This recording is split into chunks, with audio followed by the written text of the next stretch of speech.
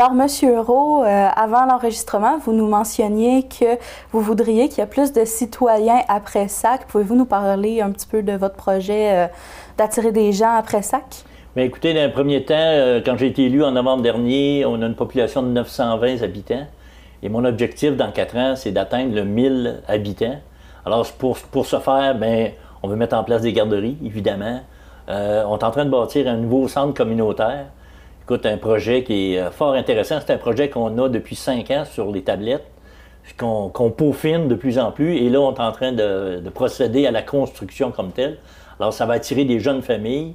Alors, on pense qu'avec plusieurs éléments, aussi au niveau de nos parcs, nos parcs de vélo, des sentiers de vélo, nos parcs de marche, ça va attirer beaucoup de jeunes familles. La population va venir s'établir ici même à Pressac. Le centre communautaire, c'est quoi les travaux qui vont être faits à peu près? Je sais que vous avez reçu des questions pendant la rencontre du conseil. Bien, écoutez, c'est un projet qui approche les 4 millions, alors c'est pas un petit projet. Alors, c'est de refaire un bâtiment qui va être annexé à notre patinoire. Alors, c'est un bâtiment qu'on a dû complètement raser, repartir à neuf. Alors là, on est dans toute la question là, de placer le fond du terrain. Là. Il y a du gravier qui sont en train de compacter. On devrait procéder à des premiers coulages de ciment là, après Pâques. Là. Alors, en tout cas, nous, le contracteur qui a eu le travail à faire nous a promis à l'entour de février-mars prochain. On devrait avoir le bâtiment en place. Alors, c'est un bâtiment de 2 étages. Il va y avoir une salle communautaire pour 200 personnes. On a aussi au sous-sol, il va y avoir des chambres de joueurs de hockey, 4 chambres de joueurs de hockey. Compte tenu qu'on est à proximité de la patinoire, on va avoir un local pour nos fermières, un local pour l'âge d'or et un local pour nos jeunes. Alors, c'est vraiment un centre communautaire qu'on a peaufiné, qu'on a travaillé là, avec la population de Pressac. Alors, c'est un beau projet qui prend naissance là, mais qui fait 5 ans qu'on travaille là-dessus, comme je disais tantôt. Là. Alors, on devrait connaître l'aboutissement là, en 2023. Fait que là, c'est censé être un bel endroit où les gens peuvent se rassembler, puis... C'est ça. Ah, mais c'est un beau projet. Il y en a dans pas mal toutes les municipalités, des projets comme ça en ce moment, là. Oui. En tout cas, celui-là, c'est un projet qui fait longtemps qu'on travaille dessus. Puis, on était aussi, il y a des programmes qui existent, des programmes provinciaux, fédéraux, et pour nous aider, surtout les petites municipalités. On se considère petite municipalité en bas de 1000 habitants. C'est une petite municipalité, mais il y a des programmes qui existent et je pense que les gens qui travaillent à la municipalité ont fait un travail colossal là-dessus, d'aller chercher l'ensemble des programmes pour justement moins alourdir la charge fiscale de nos citoyens et citoyennes. Alors, c'est un beau travail qui a été fait de ce côté-là. Si on revient sur les garderies, vous me mentionniez que vous voulez ouvrir des garderies. Comment on fait ça en tant que municipalité? On ne peut pas ouvrir soi-même une garderie, non? Oui, c'est ça. Mais nous, on veut mettre en place, on veut mettre tous les éléments en place pour que des promoteurs puissent ouvrir des services de garde.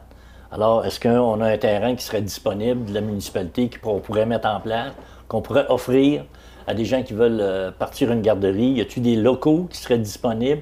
Tiens, on veut tout mettre en place pour qu'un promoteur arrive et dit « Bon, ben moi, ça m'intéresse » parce qu'il y a des éléments sur lesquels il y a des possibilités. Et, c'est sûr que la municipalité ne peut pas être en charge d'une garderie, mais il doit mettre toutes les conditions favorables là, pour la mise en place de garderie. Alors, on vient d'une nouvelle garderie qui vient d'ouvrir, là, une 9 places, qui est complète. Elle a déjà été comblée très rapidement. Là. Alors, il y a des besoins, on le sait. Et nous, on veut rencontrer aussi notre députée, Mme Suzanne Blais, pour regarder les programmes qui existent déjà, pour un peu alimenter les promoteurs et tout ça. Là. Fait que ça, c'est un beau projet. Là. C'est notre conseiller numéro 6, Sébastien Petitclerc, qui a le dossier des garderies. Il tient à cœur ce projet-là. Aussi, vous êtes à la recherche d'une équipe d'embellissement à Pressac.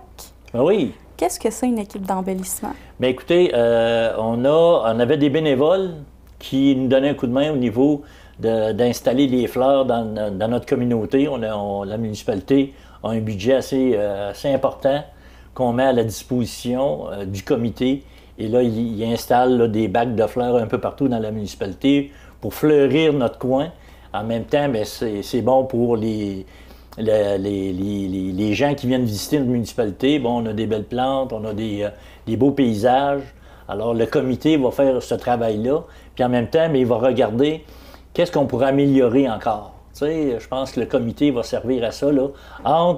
On va faire on va planter nos arbres, on va planter nos fleurs au mois de juin. On va les entretenir durant l'été, mais à l'automne, le comité va retravailler pour dire l'année prochaine, qu'est-ce qu'on pourrait faire? Quel coin qu'on pourrait améliorer? Bon, on sait qu'il y a beaucoup de gens de l'extérieur qui viennent visiter nos sentiers. Peut-être qu'on va mettre l'emphase dessus. Ça sera le comité qui va élaborer un peu cette stratégie-là, alors qui est pilotée par une de nos conseillères, conseillère numéro 4, Amélie Massé. Et ça lui tient bien à cœur là, qu'on puisse mettre en place des gens, là, des bénévoles, puis qui viennent nous aider dans la municipalité. Est-ce que vous cherchez un nombre de personnes précis pour le comité ou tout le monde est la bienvenue? Tout le monde est bienvenu. Si on est 10 personnes, ça sera 10. Si on est 3, on sera 3. Je pense qu'on n'a pas limité le nombre de places. Je pense que c'est important de laisser les gens libres là, de vouloir s'investir dans le comité. Puis parlant d'embellissement, j'ai vu passer que la cour d'école allait avoir des plantes, je crois. Oui, oui, oui. Bien, nous, on a gagné un prix l'automne passé au niveau notarial, qui est dans le parc Tancrède. Alors, on a reçu une bourse de 1 500 $. Et cette bourse-là va servir à embellir ou à planter des arbres dans la cour d'école. Alors, il y a des pourparlers avec la directrice de l'école pour dire si on fait ça, bon, où c'est qu'on pourrait les mettre. En tout cas, tu sais, on travaille beaucoup avec l'école, la direction de l'école dans ce projet-là, parce qu'on veut que ça reste dans notre communauté aussi, là, et que les jeunes aussi se l'approprient. Le parc, ça devienne le parc également, là. Puis comment on fait ça pour que les jeunes s'approprient le parc? Bien, quand j'ai été, moi, à la remise de prix, il y avait des gens qui ont fait des présentations, puis ils disaient souvent, on peut donner le nom d'un arbre à un enfant, le nommer, cet arbre-là. Alors l'enfant, bien là, il s'approprie cet arbre-là, puis c'est le sien. Il le voit grandir. Alors, il y a toutes sortes de possibilités qu'on peut faire dans cette orientation-là. Fait qu'on veut jaser avec notre monde là-dessus, là. Est-ce que les jeunes vont être consultés sur ce qu'ils ont envie d'avoir dans leur cours d'école? Bien ça, effectivement, là, on travaille avec l'école, avec la directrice qui est avec les enfants, puis on va regarder de quelle façon, puis il pourra y avoir une espèce de dessin où, tu sais, ça va appartenir aux enfants et à l'école, là. Est-ce que vous avez quelque chose à ajouter? Il me semble qu'on a abordé beaucoup de sujets en peu de temps. Ben oui, ben oui. Bien, en terminant, bien, moi, j'invite les gens à venir visiter notre belle communauté. On a de la belle sphère neuve cette année. Alors, l'automne passé, le ministère des Transports a fait beaucoup de pavage de la route, tout près d'un 15 km. Alors, la route est pas mal plus sécuritaire qu'elle l'était. Et grâce à ça, le tour de l'Abitibi va passer après Sac cette année. Alors, on a été sollicité par le Tour de l'Abitibi. Est-ce que vous êtes d'accord qu'on puisse passer après Sac? Alors, l'ensemble des conseillers ont répondu oui, oui, oui. On est tout à fait contents de les voir passer chez nous. Et la municipalité de Pressac va donner une bourse de 500 $ à un cycliste, un gagnant de la course.